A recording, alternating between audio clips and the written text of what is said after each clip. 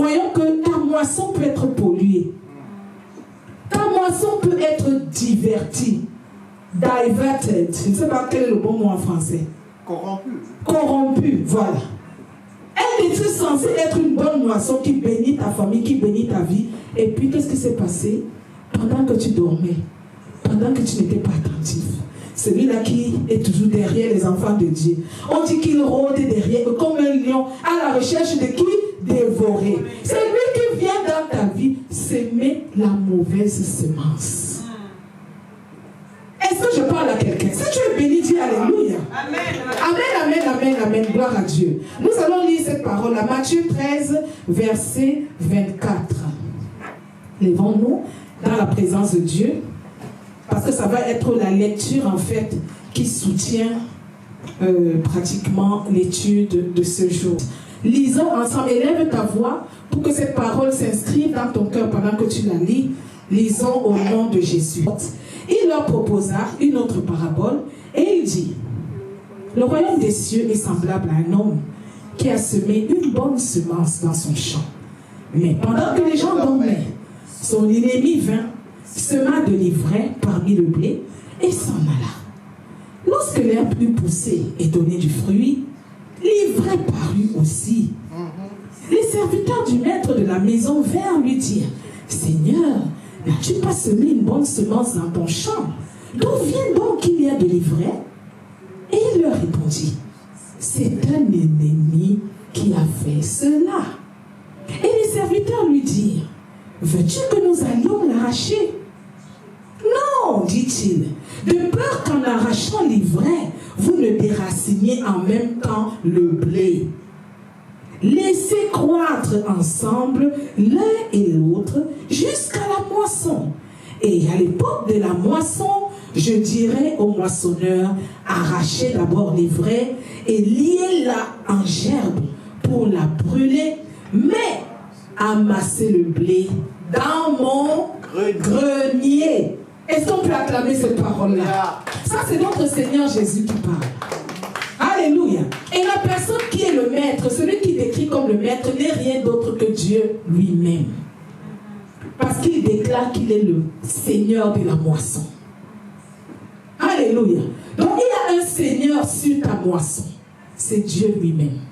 Quel que soit ce que tu plantes, quel que soit ce que tu sèmes, celui qui détermine the outcome is God.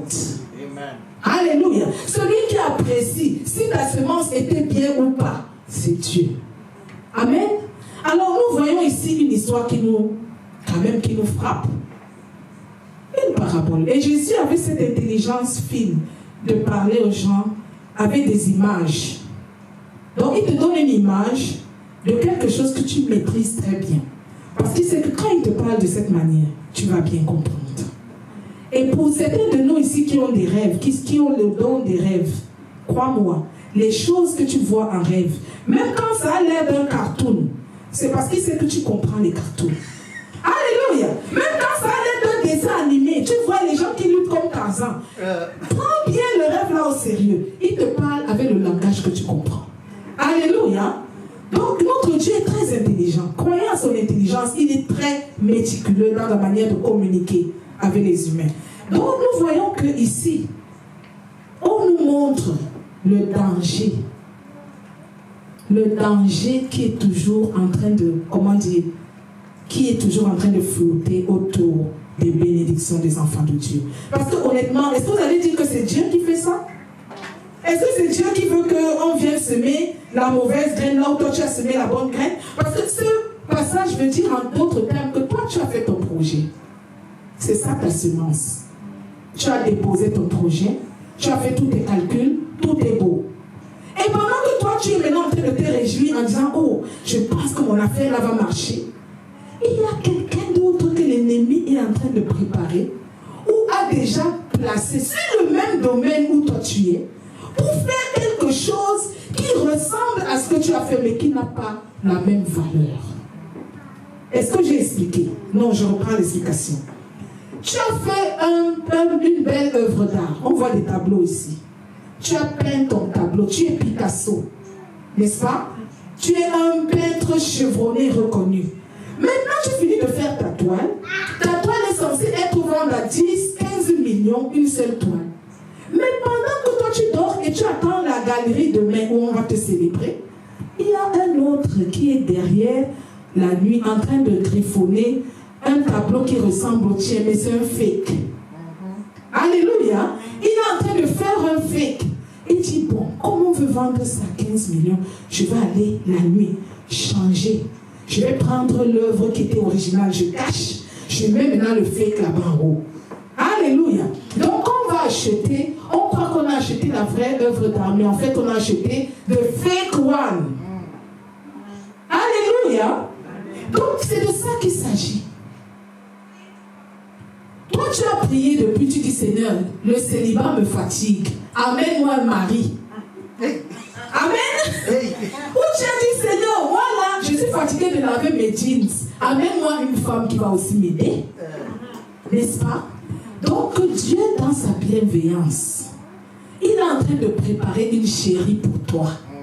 Il est en train de tout faire pour que le jour où tu vas entrer en réunion, elle se trouve être celle qui sert les boissons à l'entrée. Amen. Comme ça, il y aura une petite conversation. De la conversation, on sait là où ça va atterrir, n'est-ce pas? Alléluia. Alléluia.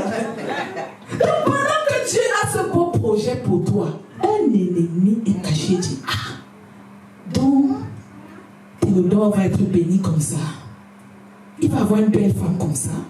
La femme est intelligente, hein? Si elle entre dans sa vie, là, sa pauvreté va finir. Hein? Si elle entre dans sa maison, la maison là va briller. Non, non, non, non, non, non. Non, je vais tout faire. Je vais amener Catherine. N'est-ce pas? Je vais dire à Catherine de se déguiser comme une fille bien. Mais en fait, Catherine qui l'amène là, c'est une prostituée. Alléluia. Donc il dit, Catherine va jouer le jeu. Pendant que Théodore tombe dans le piège. Donc au lieu d'aller prendre celle que Dieu avait préparée pour lui, il va tomber dans les griffes de Catherine. Maintenant vous comprenez un peu ce que je veux dire? C'est ça l'ivraie. C'est de ça qu'il s'agit quand on parle de l'ivraie. L'ivraie c'est quelque chose qui ressemble à la semence. Quand on regarde de loin, on dit oh, parce que ça pousse ensemble. Quand tu regardes ton champ, tu ne distingues pas tout de suite la semence et l'ivraie. Parce que les deux grandissent ensemble. Ça veut dire que les deux ont une ressemblance, mais pas du tout la même substance, ni le même rôle, ni la même fonction dans ta vie.